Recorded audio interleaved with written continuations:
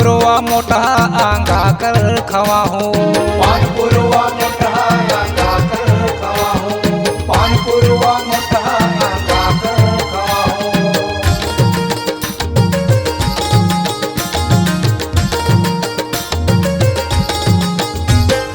बन गए पिठिए दे अरसा बना हूँ।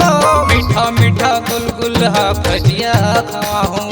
मीठा मीठा गुलगुला भजिया खवा हूँ। मीठा मीठा गुलगुला भजिया खवा हूँ। हो गे है बेरा दाई सेकवा बना हो। तावा तावा आटा ला डार के। हो गे है बेरा दाई सेकवा बना हो। तावा तावा आटा ला डार के।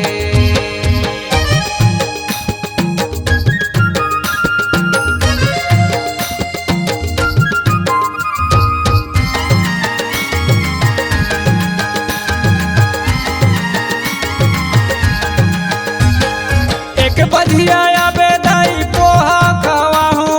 तू बजिया या बेदाई खिचड़ी खवा हूँ। तू बजिया या बेदाई खिचड़ी खवा हूँ। तू बजिया या बेदाई खिचड़ी खवा हूँ।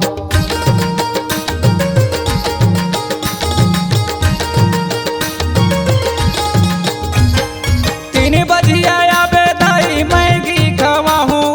4 बजिया या बेदाई चाह पिया हूँ।